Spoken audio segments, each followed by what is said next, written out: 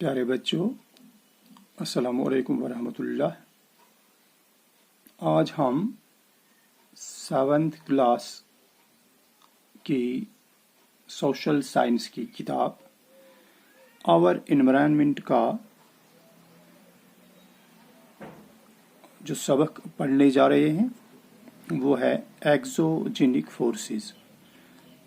जैसा कि हमने कल ये टॉपिक शुरू किया था एक्सोजेनिक फोर्सेस, तो कल के क्लास में हमने इन एक्सोजेनिक फोर्सेस का पहला हिस्सा जो रिवर्स का था वो कवर किया था कि रिवर्स जो होते हैं ये कैसे एरोजन और डिपोजिशन का काम करते हैं।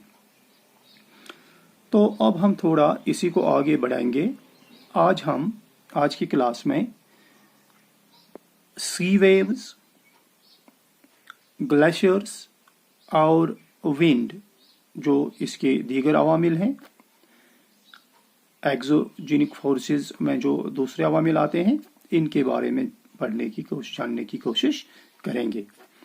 तो प्यारे बच्चों, जहां तक सी वेव्स का ताल्लुक है, ये इस प्रोसेस में चेंजिंग फेस ऑफ अर्थ का जो टॉपिक है, इस मामले में इनका क्या रोल है, हम आज पहले यही देखेंगे। क्योंकि ये जो इरोजन और डिपोजिशन का काम ये कंटिन्यूअसली सी वेव्स के जरिए होता रहता है। आप जानते हो कि जो समंदर होता है, समंदर में लगातार कंटिन्यूअसली वेव्स उठती रहती हैं और इन वेव्स के साथ रॉक्स, सैंड और सॉइल के ज़रात होते हैं जो कि कोस्टल पोर्शंस में डिपॉजिट होते हैं। ये कहीं से आते हैं और उसके बाद कोस्टल पोर्शंस में डिपॉजिट होते हैं। तो ये वेव्स जो होती रहती हैं लगातार कंटिन्यूअसली मोमेंट में रहती हैं और जो कोस्टल पोर्शंस होते हैं इन समंदरों के, जिनमें चट्टान होते हैं, तो इन चट्टान के साथ ये टकराती रहती है और इन टकराव की वजह से क्या होता रहता है कि इनमें क्रैक्स पैदा हो जाते हैं। जो ये किनारे होते हैं, ये चट्टान होते हैं, इनमें क्रैक्स पैदा हो जाते हैं और इन क्रैक्स की वजह से कहीं कहीं यहाँ बड़े या छोटे हॉलोज जैसे केव्स जैसी पैदा हो जाती हैं। तो ये केव्स जो बनती है यहाँ पे, आप यहाँ देखिए, अगर ये पानी है तो इसमें जो ये वाली जगह है, ये साइड का जो इसका पोर्शन है, तो वेव्स जब टकराती हैं तो यहाँ पे बड़े से होल्स पैदा हो जाते हैं जिन्हें हम सी केव्स कहते हैं।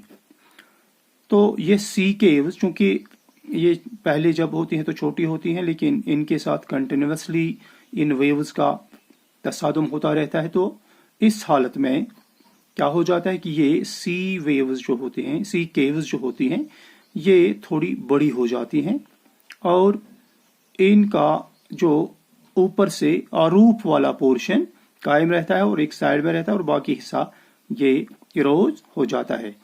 तो ये वाली जो बनती हैं, ये केव्स जो अब बड़ी होकर नए स्ट्रक्चर बनाती हैं जिन्हें सी आर्चेस कहते हैं।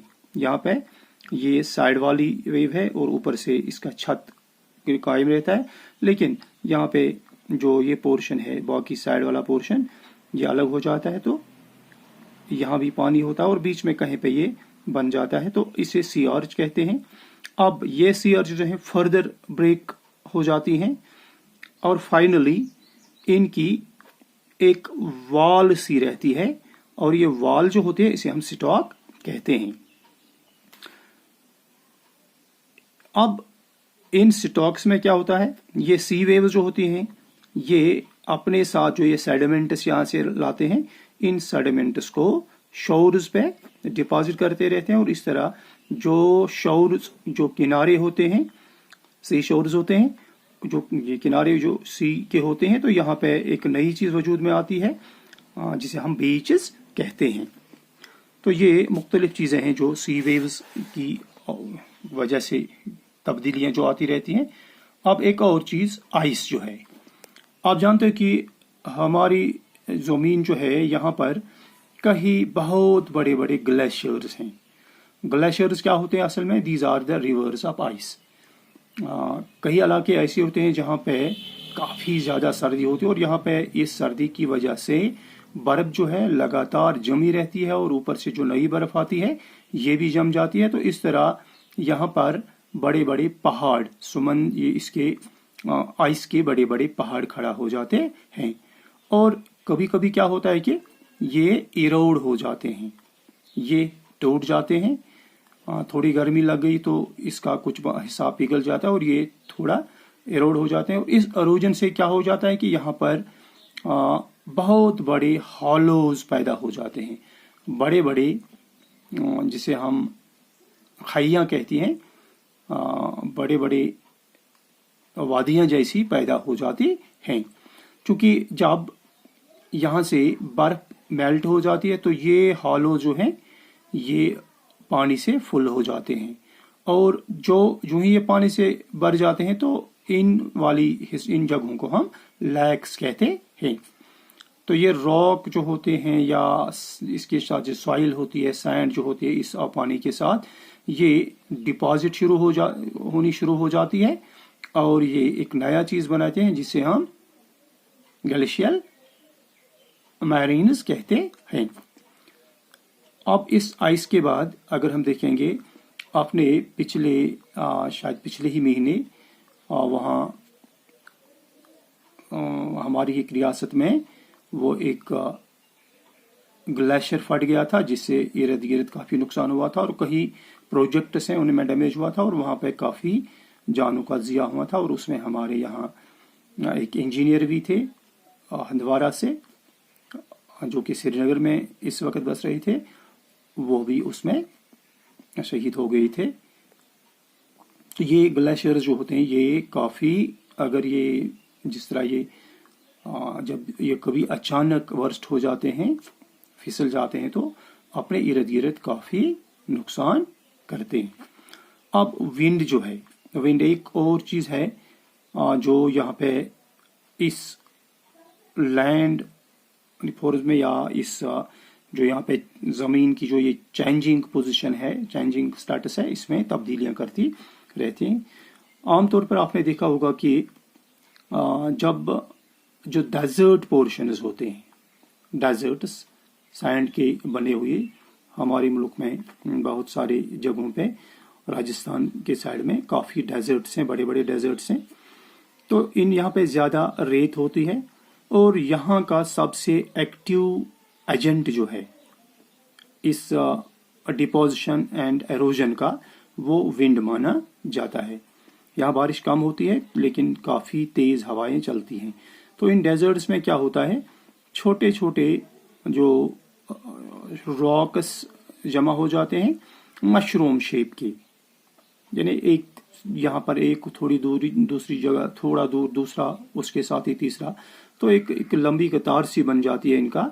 तो ऐसे जो ये रॉक्स, चूंकि ये थोड़े सेटल हो जाते हैं तो रॉक्स की शक्ल इख्तियार करते हैं सैंड, तो इन्हें हम मशरूम रॉक्स भी कहते हैं। तो जब कभी कभी विंड चलती है तो इस विंड से इन मशरूम रॉक्स का जो निचला वाला हिस्सा होता है, जो इस जमीन के साथ अटैच होता है, यहाँ पर ज्यादा इसका दबाव पड़ता है हवा का और यहाँ इरोजन ज्यादा हो जाता है। टॉप पोर्शंस पे जो इसके अपर टॉप्स होते हैं वहां पे कम होता है और कभी कभी यही वजह है कि ऐसे मशरूम रॉक जो है इनकी बेसिस जो होती है थोड़ी पतली होती है, जबकि ऊपर से ये थोड़े मोटे होते हैं। तो जब ये विंड चलती है तो ये अपने साथ सैंड और दूसरे जो ज़रात यहाँ पे होते हैं एक जगह से दूसरी जगह पे ले जाते हैं। तो जो ही इसकी रफ्तार थोड़ी सुस्त पड़ जाती है तो ये जो सैंड इसमें होती है इस हवा के साथ, विंड के साथ, ये सेटल डाउन हो जाती है और छोटे छोटे लो हिल्स जैसे बनाते हैं, and these hills are called sand dunes.